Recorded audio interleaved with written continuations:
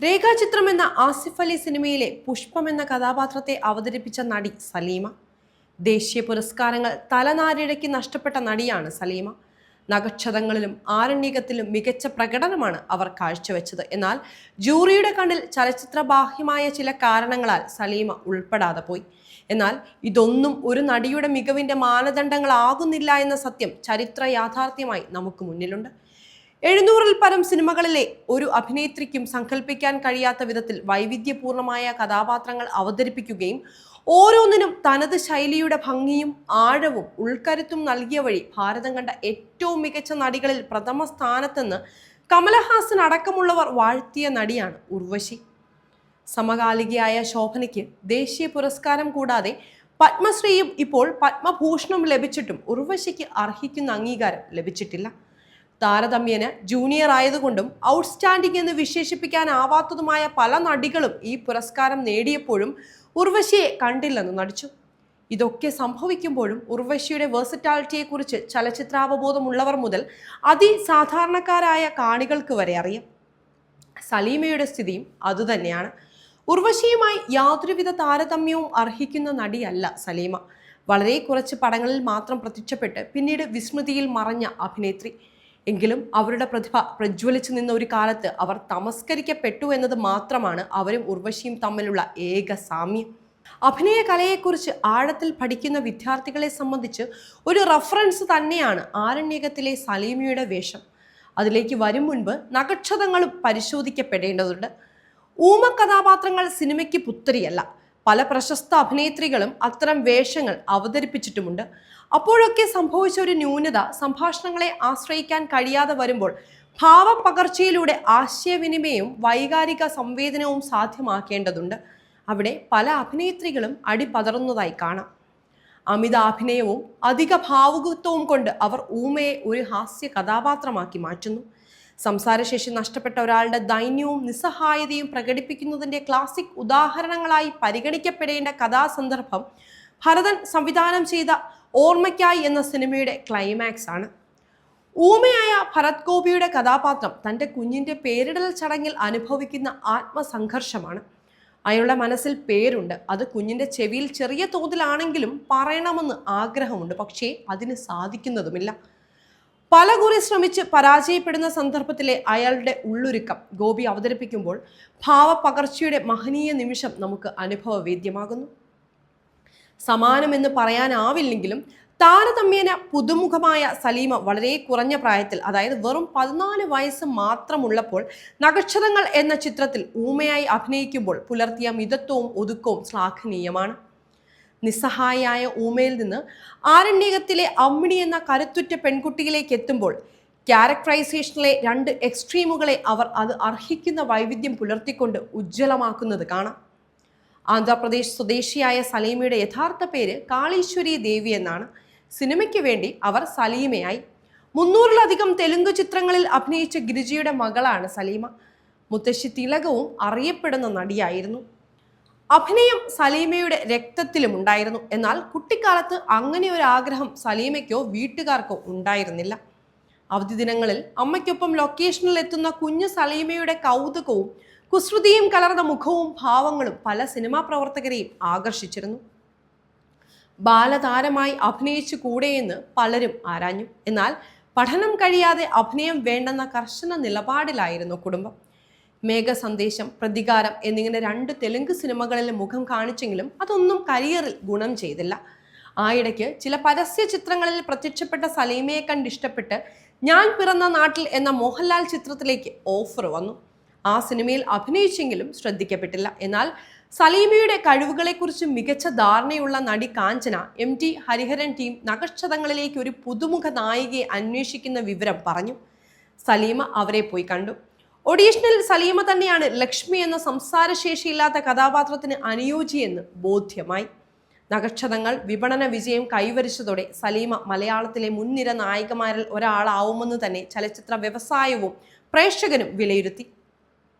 എന്നാൽ താൻ എത്തി നിൽക്കുന്ന ഉയരങ്ങളെക്കുറിച്ചും സിനിമയിൽ സെലക്റ്റീവ് ആകേണ്ടതിൻ്റെ ആവശ്യകതയെക്കുറിച്ചും ഒന്നും അവർക്ക് അറിയാമായിരുന്നില്ല. സിനിമ പ്രൊഫഷനായി സ്വീകരിച്ച സ്ഥിതിക്ക് വരുന്ന ഓഫറുകളെല്ലാം ഏറ്റെടുക്കുന്നതാണ് ഉചിതമെന്ന് അവർക്ക് ഒരുപക്ഷെ തോന്നിയിരിക്കാം. നക്ഷത്രങ്ങൾക്ക് ശേഷം പിന്നീട് അവരെ കാണുന്നത് ഷാനവാസിന്റെ നായികയായി ഭഗവാൻ എന്ന പടത്തിലാണ്. അതും കഴിഞ്ഞ് നിറമുള്ള രാവുകൾ എന്ന മസാല പടത്തിലും സലീമ പ്രത്യക്ഷപ്പെട്ടു. കാതലുള്ള തിരക്കഥയിൽ നിന്നും ഒരു നടിയുടെ പിന്നോട്ട് നടത്തമായിരുന്നു ഇത് രണ്ടും. കുറുക്കൻ രാജാവായി എന്ന കോമഡി ചിത്രത്തിലെ രാജി എന്ന അടിപൊളി പെണ്ണായി വന്നപ്പോഴും സലീമയുടെ പ്രകടനം മോശമായില്ല. പക്ഷേ അവരെ പോലൊരു നടി ചെയ്യേണ്ടിയിരുന്ന സിനിമയായിരുന്നില്ല അത്. മേൽപ്പറഞ്ഞ 3 സിനിമകളും കലാപരമായും സാമ്പത്തികപരമായും പരാജയമായി. അഭിനയ ജീവിതത്തിൽ തീർത്തും അപ്രസക്തയായി എന്ന് തോന്നിപ്പിച്ച സന്ദർഭത്തിൽ വീണ്ടും MD ഹരിഹരൻ ടീം രക്ഷയ്ക്കെത്തി. ആരണ്യകം എന്ന ഗംഭീര സിനിമയിലെ സമാനതകളില്ലാത്ത അമ്മിണി എന്ന കഥാപാത്രം സലീമയെ തേടിയെത്തി. സിനിമ എന്തുകൊണ്ടോ അക്കാലത്ത് തിയേറ്ററിൽ വിജയമായില്ല. എന്നാൽ പതിറ്റാണ്ടുകൾക്കിപ്പുറവും മലയാളം ഓർമ്മിക്കുന്ന പ്രധാന ചിത്രങ്ങളിൽ ഒന്നായി ആരണ്യകം. അതിലുപരി സിനിമാ ചരിത്രത്തിലെ ഏറ്റവും മികച്ച നായികാ കഥാപാത്രങ്ങളിൽ മുൻനിരയിൽ സ്ഥാനം പിടിച്ച വേഷമായിരുന്നു ആരണ്യകത്തിലെ അമ്മിണി. അഭിനയിച്ച് ഫലിപ്പിക്കാൻ ഏറെ ബുദ്ധിമുട്ടുള്ള വേഷമായിരുന്നു അത്. കവിയത്രിയും അല്പസ്വല്പം എക്സെൻട്രിസിറ്റിയുമാണ് അമ്മിണി എന്ന പെൺകുട്ടിയുടെ ബാഹ്യമായ പെരുമാറ്റത്തിലെ തന്റേടവും ധൈര്യവും. അതിനപ്പുറം തന്റെ കാമുകന്റെ മരണത്തിന് കാരണക്കാരനായ ഒരുവനോട് ക്ഷമിക്കാൻ തക്ക ആർദ്രതയും സഹാനുഭൂതിയുമുള്ള മനസ്സിലെ മാനുഷിക ഭാവങ്ങളും അസാധ്യ കയ്യൊതുക്കത്തോടെയാണ് സലീമ അവതരിപ്പിച്ചത്. ഏകാഗിയായ മനുഷ്യന്റെ ആത്മവ്യഥകളുടെ കാവ്യ ഭംഗിയാർന്ന ആവിഷ്കാരം കൂടിയായിരുന്നു ആ ചിത്രം. തൊട്ടടുത്ത് നിന്നാലും എന്നെ ആരും കാണുന്നില്ല എന്ന പ്രഖ്യാതമായ ഒരു സംഭാഷണ ശകലമുണ്ട് ആ സിനിമയിൽ. സിനിമയുടെ കോർ എന്ന് വിശേഷിപ്പിക്കാവുന്ന ഈ അവസ്ഥയെ കഥാപാത്ര വ്യാഖ്യാനം വഴി സലീമ മറ്റൊരു വിധാനത്തിലെത്തിച്ചു. അവർ ഫിലിം ഇൻസ്റ്റിറ്റ്യൂട്ടുകളിൽ പഠിച്ചിറങ്ങിയതോ വേൾഡ് ക്ലാസിക്കുകൾ കണ്ട് ശീലിച്ചതോ ആയ അഭിനേത്രി ആയിരുന്നില്ല. പക്ഷേ അഭിനയം അവരുടെ ജീനുകളിൽ ഉണ്ടായിരുന്നു. അസാധ്യ ആഴം പ്രതിഫലിപ്പിക്കുന്ന അത്യപൂർവം എന്ന് വിശേഷിപ്പിക്കാവുന്ന ചില നേട്ടങ്ങൾ കൊണ്ട് പോലും അവർ ഭാവപ്രസരണം നിർവഹിച്ചപ്പോൾ കഥാപാത്ര സൃഷ്ടിയിൽ തിരക്കഥാകാരനെയും ചലച്ചിത്രകാരനെയും മറികടന്ന് അഭിനേതാവും വഹിക്കുന്ന വലിയ പങ്ക് അത് നമ്മെ ഓർമ്മപ്പെടുത്തി. നമ്മൾ അന്നും ഇന്നും കൊണ്ടാടുന്ന പല നായികമാരും ശരാശരിക്കാർ മാത്രമാണ്. ചിലർ നൃത്തത്തിന്റെ എക്സ്റ്റൻഷനെ മഹത്തരമായ അഭിനയമെന്ന് PR ഏജൻസികളുടെ പിൻബലത്തോടെ വാഴ്ത്തിപ്പാടുന്നു. പ്രകടനപരത തീർത്തും ഒഴിവാക്കി കഥാപാത്രം കൊണ്ട് കൺവേ ചെയ്യാൻ ഉദ്ദേശിക്കുന്ന ഭാവപ്രസരണം സാധ്യമാക്കാൻ കഴിയുന്ന വലിയ അഭിനേത്രികളുടെ ഗുണം കാണിച്ച നടിയാണ് സലീമ. അവർ മലയാളത്തിലെ മഹാനടികളുടെ ഗണത്തിലേക്ക് ഉയരുമെന്ന് തന്നെ 2 സിനിമകളുടെ വ്യാപകമായ പ്രതീക്ഷിക്കപ്പെട്ടു. പക്ഷെ സംഭവിച്ചത് മറിച്ചായിരുന്നു. മഹായാനം, വന്ദനം എന്നിങ്ങനെ ഒരുപിടി സിനിമകളിൽ സാന്നിധ്യം അറിയിച്ചെങ്കിലും ആരണ്യകത്തിന്റെ തുടർച്ചകൾ സംഭവിച്ചില്ല. ആ തലത്തിലുള്ള കഥാപാത്രങ്ങളിലേക്ക് അവർ കാസ്റ്റ് ചെയ്യപ്പെട്ടില്ല എന്നത് വ്യക്തിപരമായ നിർഭാഗ്യം. വിസ്മൃതിയിലേക്ക് ഏറെക്കുറെ പൂർണ്ണമായി തന്നെ മറയുന്ന സലീമയെയാണ് പിന്നീട് നാം കണ്ടത്. വ്യക്തിജീവിതത്തിൽ തിരിച്ചടികളുടെ പരമ്പര തന്നെ അവർക്ക് നേരിടേണ്ടതായി വന്നു.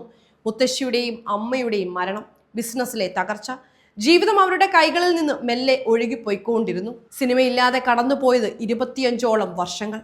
ജീവിക്കാനായി അവർ പല വേഷങ്ങളും കെട്ടി. വിവാഹം വഴിമാറിയ ജീവിതമായിരുന്നു സലീമയുടേത്. രൂപഭംഗിയും പ്രശസ്തിയും ഒത്തിണങ്ങിയ നല്ല കാലം മുതൽ ഇന്നോളം വിവാഹം എന്നത് അവരുടെ ജീവിതത്തിൽ സംഭവിച്ചിട്ടില്ല. അതിനെക്കുറിച്ച് സലീമ പറഞ്ഞത് ഇങ്ങനെയാണ്: ഞാൻ ഒരു പുരുഷ വിദ്വേഷിയോ വിവാഹത്തിന് എതിരോ അല്ല. എന്തുകൊണ്ടോ അങ്ങനെയൊന്നും സംഭവിച്ചില്ലെന്ന് മാത്രം. അല്ലെങ്കിൽ കാര്യങ്ങൾ ഒത്തിണങ്ങി വന്നില്ല. ബിസിനസ്സുകൾ ഒന്നൊന്നായി തകരുകയും ജീവിതം വഴിമുട്ടുകയും ആ ഘട്ടത്തിലും എവിടെ ചെന്നാലും നടി എന്ന നിലയിൽ തിരിച്ചറിയപ്പെടുകയും ചെയ്തപ്പോൾ വീണ്ടും സിനിമയിൽ ഭാഗ്യം പരീക്ഷിച്ചാലോ എന്ന തോന്നൽ ഗ്രസിച്ചു. 2019 മുന്തിരി മൊഞ്ചൻ എന്ന ചിത്രത്തിലൂടെ തിരിച്ചുവരവ് നടത്തിയെങ്കിലും ഫലവത്തായില്ല. കഴിഞ്ഞ വർഷം DNA എന്ന ചിത്രത്തിലും അഭിനയിച്ചു. ഈ വർഷം പുറത്തു വന്ന രേഖാ ചിത്രത്തിലാണ് കുറച്ചെങ്കിലും പ്രാധാന്യമുള്ള വേഷം ലഭിക്കുന്നത്. ഇതിനിടയിൽ ചില തമിഴ്, തെലുങ്ക് TV പരമ്പരകളിലും അഭിനയിച്ചു. വിധി അവരെ പല തലങ്ങളിലാണ് കീഴടക്കിയത്. ഒന്ന്, സലീമയിലെ അസാധ്യ നടിയുടെ കഴിവുകൾ എക്സ്പ്ലോർ ചെയ്യാൻ ഉതകുന്ന വേഷങ്ങൾ പിന്നീട് ലഭിച്ചില്ല. 2, രൂപം കൊണ്ടും ആകെ മാറിപ്പോയി. ഉള്ളതിലും കൂടുതൽ പ്രായം തോന്നിക്കുന്നതോടൊപ്പം അവരിൽ ഓമനത്വവും നിഷ്കളങ്ക ഭംഗിയും എവിടെയോ ചോർന്നു പോയിരിക്കുന്നു. ഒരുപക്ഷെ കാലം സമ്മാനിച്ച തിക്താനുഭവങ്ങൾ അവരെ മാറ്റിമറിച്ചതാകാം. എന്തുതന്നെ ആയാലും സലീമയെ സംബന്ധിച്ച് ജീവിതം ഒരു നഷ്ടമല്ല. 100 കണക്കിന് പടങ്ങളിൽ അഭിനയിച്ച പല നടികൾക്കും ഓർത്തുവെക്കാൻ പറ്റിയ ഒരു കഥാപാത്രം പോലുമില്ല. എന്നാൽ നക്ഷത്രങ്ങൾ, ആരണ്യകം എന്നിങ്ങനെ 2 സിനിമയിലെ കഥാപാത്രങ്ങളിലൂടെ സലീമ പ്രേക്ഷക മനസ്സുകളിൽ ഇന്നും നിലനിൽക്കുന്നു.